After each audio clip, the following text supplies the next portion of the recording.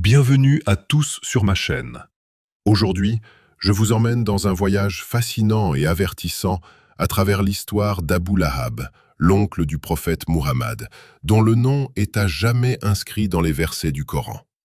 Nous allons explorer comment son immense fierté et son arrogance l'ont conduit à rejeter la vérité divine, malgré sa proximité avec le messager d'Allah. Son récit est une leçon intemporelle sur les dangers de l'orgueil et l'importance de l'humilité face à la guidance. Restez avec moi pour découvrir les détails de cette tragédie prophétique. Imaginez un homme dont la simple présence faisait s'arrêter les gens. C'était le genre d'individu qu'on ne pouvait ignorer. Je vous parle d'un noble immensément riche, prestigieux et puissant, issu de la fière tribu des Quraysh.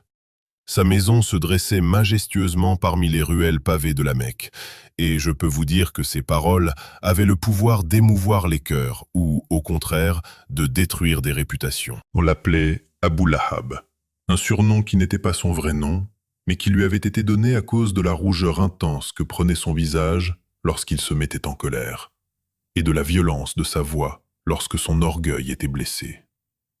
Son véritable nom était Abdul Uzza ibn Abdul Muttalib, et il était, comme je l'ai mentionné, l'oncle du prophète Mohammed, que la paix et les bénédictions soient sur lui. Et pourtant, malgré les liens du sang qui les unissaient, il était destiné à devenir l'ennemi le plus maudit dans le récit divin du Coran. C'était un homme qui avait tout ce que ce monde pouvait offrir. Une lignée noble, issue de l'une des plus prestigieuses maisons arabes, une influence considérable sur les anciens des Quraysh et une richesse qui coulait sans cesse, comme les eaux sacrées de Zamzam. Mais au plus profond de son cœur, je crois qu'il portait un feu. Ce n'était pas le feu de la guidance, ni de l'aspiration à la vérité, mais plutôt le feu dévorant de l'arrogance, de l'orgueil, un refus catégorique de s'incliner devant quoi que ce soit de plus grand que lui-même. Et c'est précisément ce feu, j'en suis convaincu, qui finit par le consumer. D'abord spirituellement, puis physiquement, et enfin éternellement, dans le marché animé de la Mecque, tandis que les hommes troquaient des tissus et des parfums, et que les femmes chuchotaient sous leur voile. Le nom d'Abu Lahab résonnait avec un mélange de respect et de crainte. Je me le représente avec une langue acérée, rusée, ne reculant jamais devant une dispute. Mais personne, absolument personne, n'aurait pu prévoir que son plus grand héritage ne serait ni ses biens, ni ses enfants, ni sa position parmi les Quraysh, mais une condamnation divine, scellée à jamais dans les versets sacrés du Coran. Son histoire n'est pas simplement celle d'un homme qui s'est opposé à un prophète, c'est l'histoire, cruciale à mon sens, de ce qui arrive lorsque l'orgueil s'oppose à la vérité, lorsque l'arrogance refuse de s'incliner, même face à la lumière envoyée directement des cieux. C'est la tragédie déchirante d'un homme qui aurait pu être l'un des premiers compagnons du dernier messager, qui aurait pu se tenir aux côtés de son propre neveu et gagner un honneur éternel, mais qui a préféré le combattre, se moquer de lui et finalement brûler dans les flammes qui lui ont donné son nom. Lui et Mohammed, que la paix soit sur lui, n'étaient pas des étrangers. Ils faisaient partie de la même famille, partageaient le même grand-père, Abdul Muttalib. Enfants, ils avaient mangé dans les mêmes assiettes, écouté les mêmes récits sur la bravoure de leurs ancêtres et prié sous les mêmes étoiles dans l'ancienne ville de la Mecque. Lorsque Mohammed était jeune et orphelin, ce sont des hommes comme Abu Lahab qui s'étaient occupés de lui, plus par obligation familiale que par une affection véritable.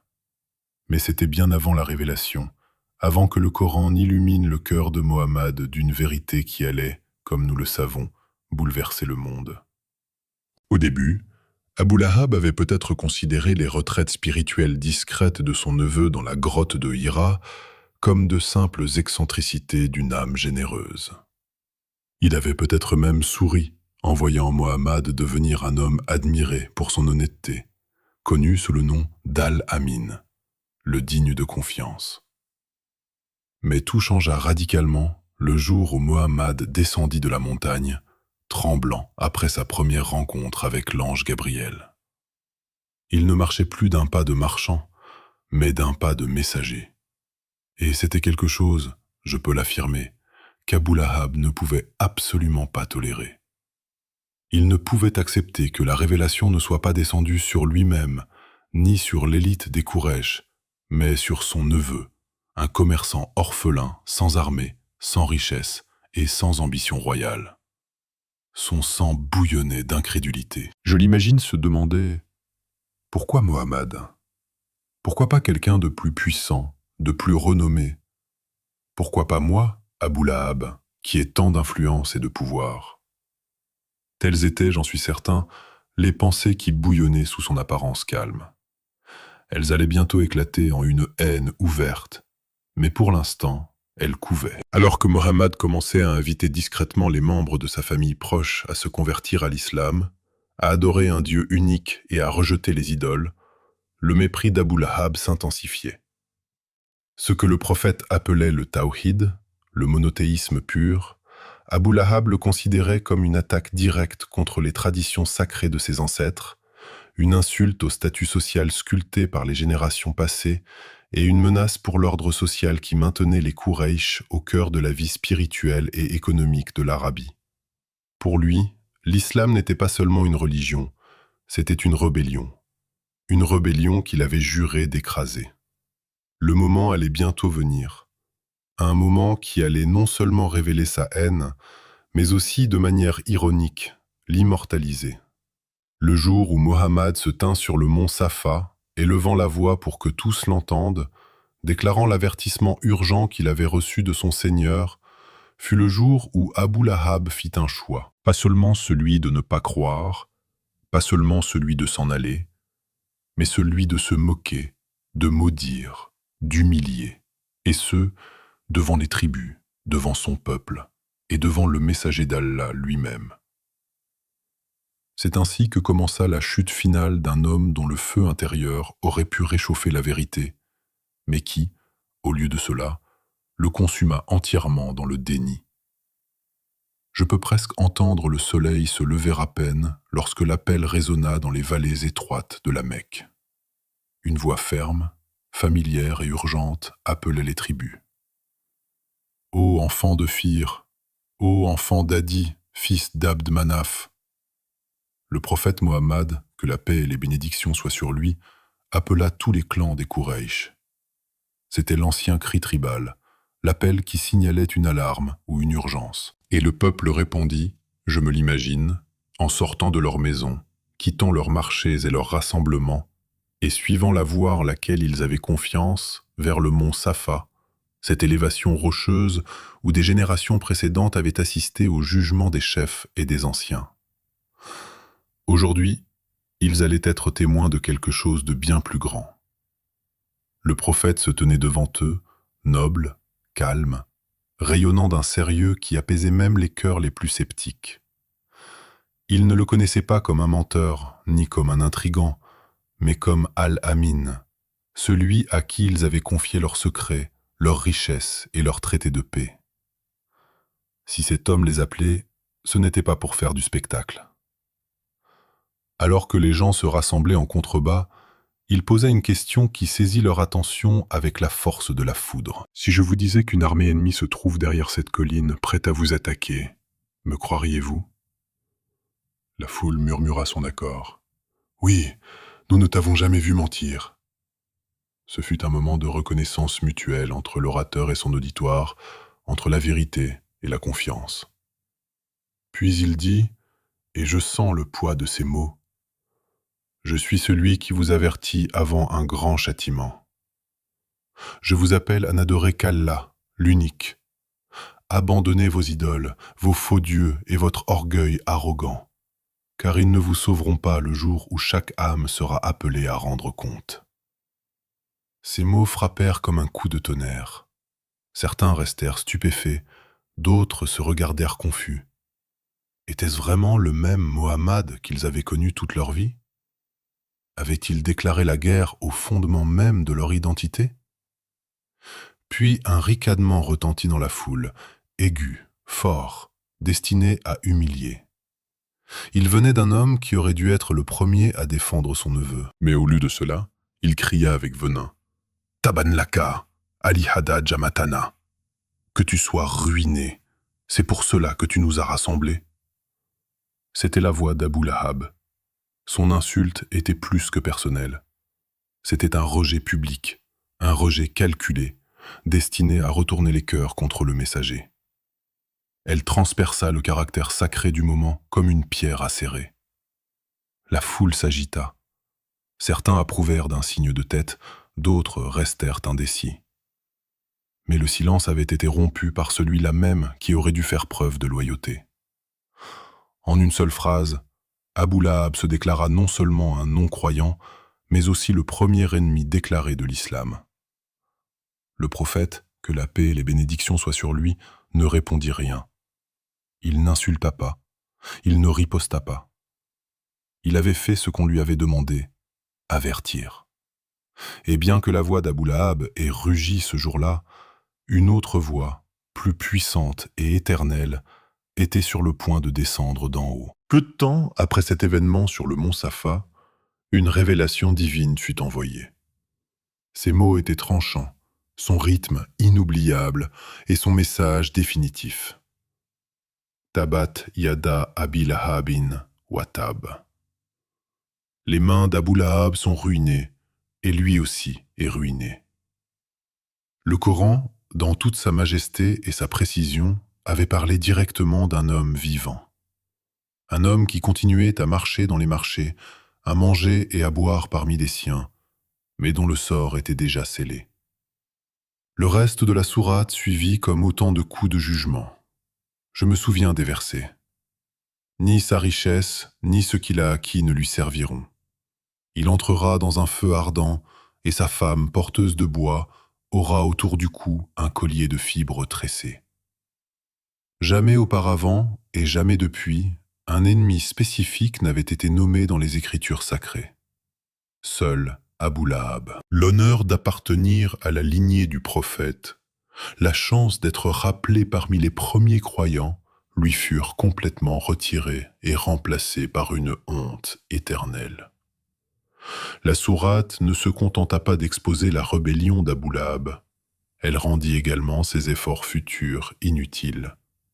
Il ne pouvait plus feindre la croyance pour discréditer le Coran, car celui-ci l'avait déjà condamné.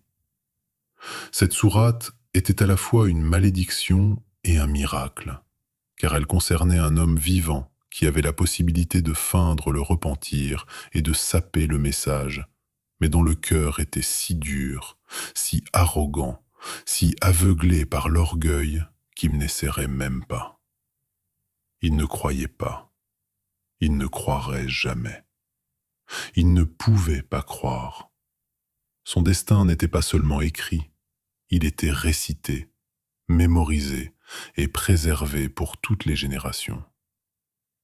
Alors que d'autres étaient appelés à la foi, à la miséricorde, à la rédemption, Abou Lahab ne reçut aucune invitation de ce genre. Il était marqué non seulement comme un ennemi de l'islam, mais aussi comme un symbole puissant de ce que l'orgueil fait à l'âme. Sa richesse, autrefois source de pouvoir, fut déclarée inutile. Son statut parmi les Quraysh insignifiant. Sa femme, complice de sa haine, se joignit à sa malédiction. Ensemble, ils brûleraient.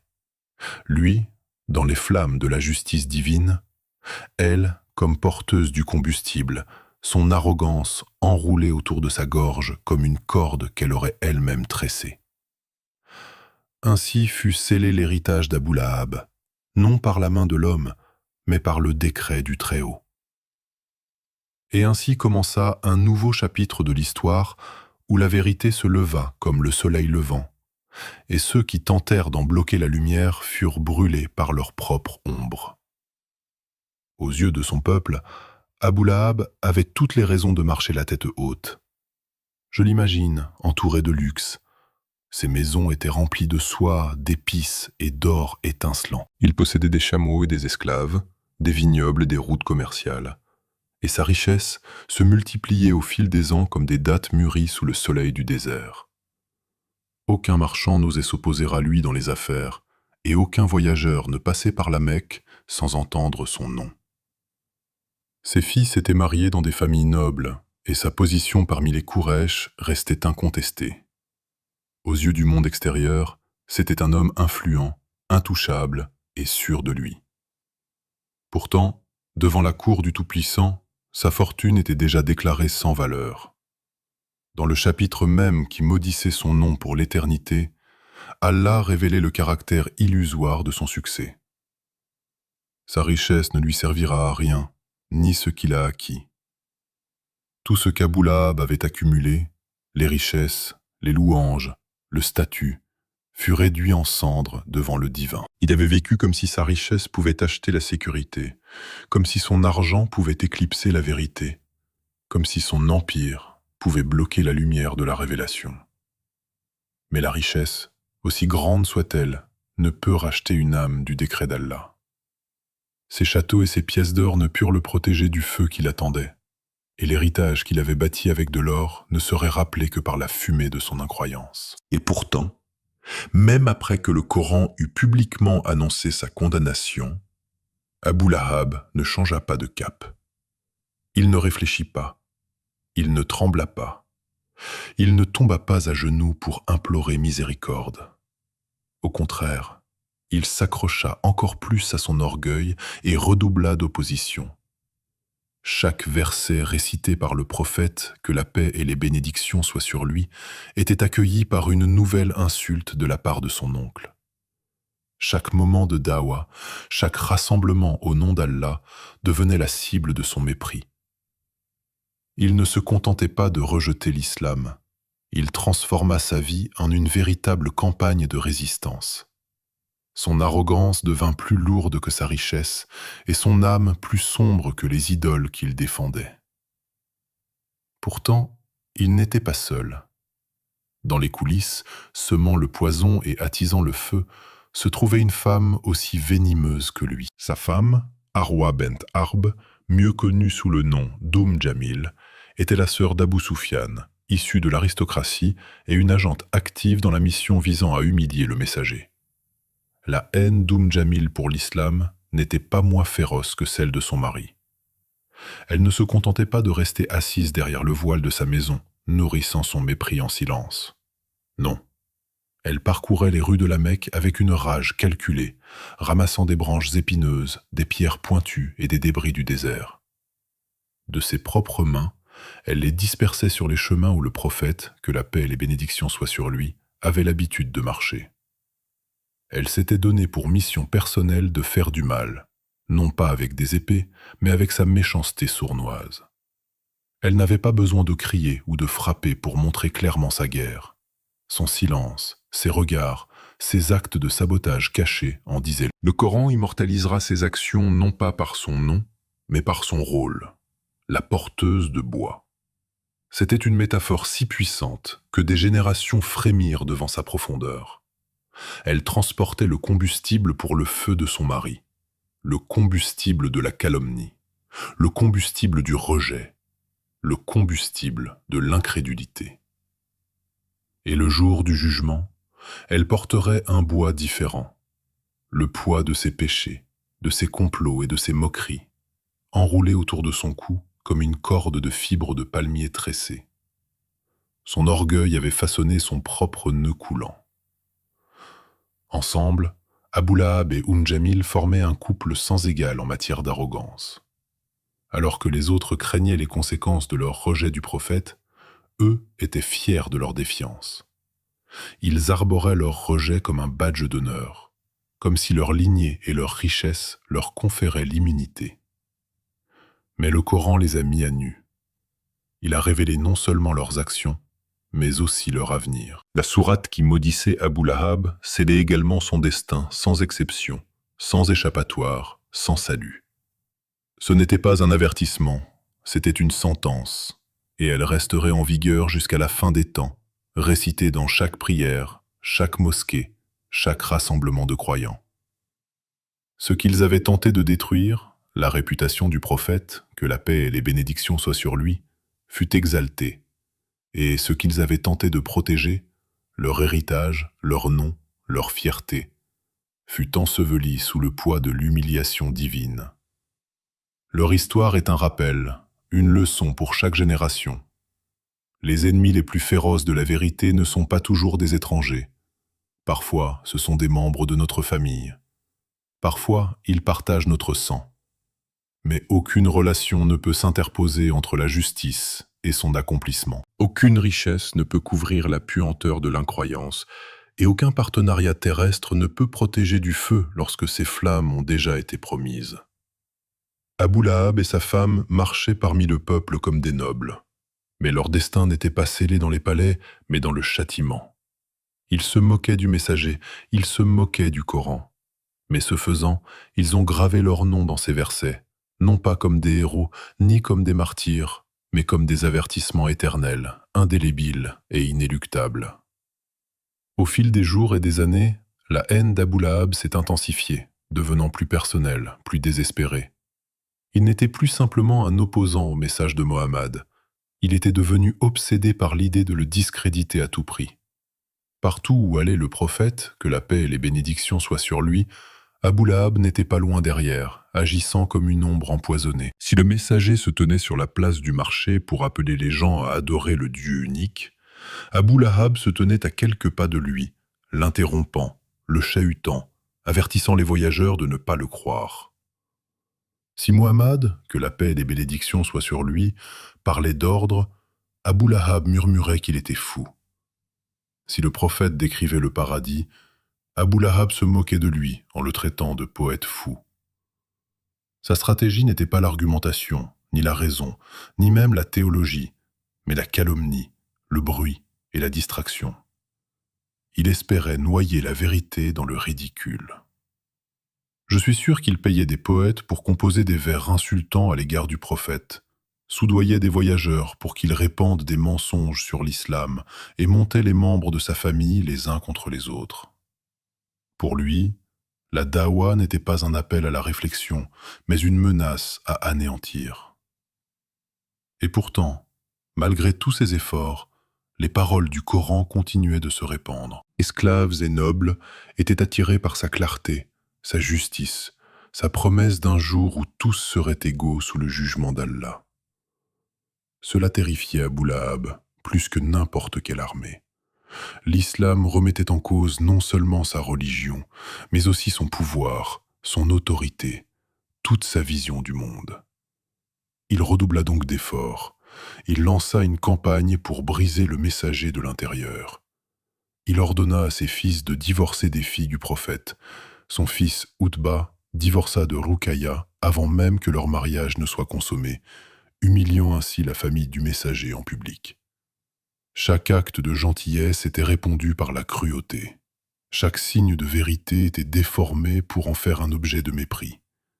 Et bien que le prophète, que la paix et les bénédictions soient sur lui, ne répondit que par la patience et la prière, Abu Lahab prit cette patience pour de la faiblesse. Ce qu'il ne comprenait pas, c'est qu'avec chaque insulte qu'il proférait, il ne blessait pas le prophète, mais gravait plus profondément sa propre honte dans les annales de l'histoire. Puis vint le moment qui bouleversa la Mecque, la bataille de Badr, la première confrontation militaire ouverte entre les croyants et les Quraysh. Abu Lahab, malgré toute sa haine, ne participa pas lui-même à la bataille, peut-être par lâcheté, ou peut-être croyait-il que son influence était trop précieuse pour être mise en péril sur le champ de bataille. Mais son absence ne le sauva pas des répercussions.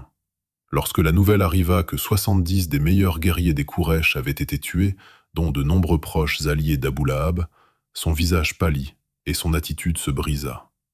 L'homme qui autrefois arpentait la Mecque tel un lion était désormais rongé par la rage et la honte. Il hurla sur ceux qui revenaient, maudit les soldats qui avaient échoué et battit une esclave dans un accès de rage lorsqu'elle osa parler de la victoire des musulmans. Mais son humiliation ne s'arrêta pas là. En l'espace de quelques jours, Abu Lahab tomba malade. Certains disent qu'il s'agissait d'une peste, d'autres d'une maladie de peau si répugnante et contagieuse que personne n'osait s'approcher de lui. Son corps, autrefois symbole de fierté et de puissance, devint une prison putride. Ses plaies suintaient, son haleine empestait et sa chair se décomposait alors qu'il était encore en vie. L'homme qui s'était moqué du feu d'Allah était désormais consumé par un feu intérieur. Aucun ami ne vint le réconforter. aucun parent ne resta pour le consoler. Même ses fils ne touchèrent pas son corps. Ils le laissèrent seul dans sa douleur, isolé par la peur et le dégoût. Quand il mourut enfin, ce ne fut ni dans la dignité, ni avec cérémonie. Il n'y eut ni cortège funèbre, ni prière, ni deuil. Sa famille, honteuse et terrifiée par la maladie, laissa son cadavre exposé pendant 3 jours. Les mouches pullulaient sur sa dépouille. L'air devint irrespirable. Ce n'est que lorsque les voisins commencèrent à se plaindre que ses fils agirent, non pas avec amour ou honneur, mais avec des bâtons et des pelles. Ils poussèrent son corps dans une tombe peu profonde à l'aide de longues perches, se tenant loin de la puanteur, et jetèrent de la terre sur lui à distance. L'homme qui avait autrefois élevé la voix pour maudire le messager d'Allah était maintenant enterré comme un animal, sans avoir été lavé, enveloppé ou aimé. Tel fut le sort d'Abou Lahab, un homme qui avait toutes les chances d'embrasser la vérité, toutes les relations pour suivre le chemin de la lumière, tous les signes, tous les avertissements, toutes les invitations, mais qui choisit de se ranger parmi les ennemis de Dieu. Son nom ne fut pas préservé par la charité, la sagesse ou le courage, mais par une sourate de condamnation qui serait récitée jusqu'à la fin des temps. Et sa mort ne fut pas seulement le passage de la chair, mais l'effondrement de tout ce pourquoi il avait vécu. La richesse ne pouvait le protéger, sa lignée ne pouvait l'élever, l'orgueil ne pouvait le sauver, et le feu dont il se moquait est devenu le symbole même de sa fin. Il avait tenté de faire taire le Coran, mais c'est lui qui l'a réduit au silence. Il avait tenté d'enterrer la vérité, mais c'est elle qui l'a ensevelie. Et au final, son histoire ne reste pas un récit triomphal, mais un avertissement gravé dans la parole divine d'Allah. Un avertissement que l'arrogance brûle plus profondément que n'importe quelle flamme, et que ceux qui s'opposent à la vérité n'échapperont jamais à sa lumière. L'histoire d'Abou Lahab perdure non pas parce qu'il a été victorieux, mais parce qu'il a été vaincu de la manière la plus complète et la plus humiliante qui soit. Sa chute n'est pas le résultat d'une guerre, de la pauvreté ou de la trahison, mais le résultat de son arrogance, de son refus de plier son orgueil devant la vérité, même lorsqu'elle se tenait devant lui. Délivré par son propre sang, son propre neveu, sa propre famille. Dans une société où la lignée était tout, il appartenait à la plus noble maison de la Mecque. Dans une culture qui vénérait l'âge et l'expérience, il avait les deux. À une époque où la richesse était synonyme d'influence, il était parmi les plus riches. Pourtant, rien de tout cela n'a pu le sauver. Pourquoi ? Parce que la guidance ne s'achète pas. Elle ne se transmet pas par héritage. Elle ne s'obtient pas par le sang ou le nom. C'est un cadeau qui doit être reçu avec humilité et sincérité. Et Abou Lahab était trop fier pour baisser la tête, trop aveugle pour voir au-delà des idoles de pierre et des illusions du prestige. Son histoire nous rappelle de manière forte et terrifiante que la proximité du prophète ne garantit pas le salut. Vous pouvez être son parent et faire néanmoins partie des maudits. Vous pouvez partager sa maison, sa tribu, son sang, et brûler quand même si votre cœur refuse de se soumettre au message qu'il a apporté. Pour chaque croyant qui récite la sourate Al-Masad, il y a un moment de réflexion. Pourquoi cet homme, cet oncle, cette élite des Quraysh a-t-il été désigné par Allah pour être condamné à l'éternité dans sa dernière révélation à l'humanité ? Que signifie le fait qu'aucune autre personne, pas même Pharaon, Abou Soufiane ou les dirigeants de Rome et de Perse n'aient été nommés directement dans le Coran, mais qu'Abou Lahab l'ait été? La réponse réside, je crois, dans son rôle. Abou Lahab n'était pas seulement un mécréant, c'était un saboteur actif, un ennemi juré qui utilisait son pouvoir, sa richesse et ses liens familiaux pour se moquer, bloquer et détruire la dawa. Il a transformé sa langue en une épée de calomnie. Il a transformé sa maison en une arme contre la révélation. Et il ne s'est pas contenté d'être un négateur, il était le visage même du rejet arrogant. Quand Allah a condamné Abou Lahab, Il n'a pas seulement dénoncé un homme, il a dévoilé un mal.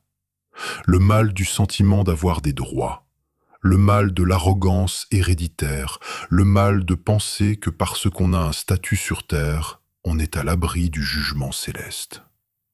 Et pourtant, au-delà de la malédiction, il y a un autre miracle qui vit dans le cœur de millions de personnes.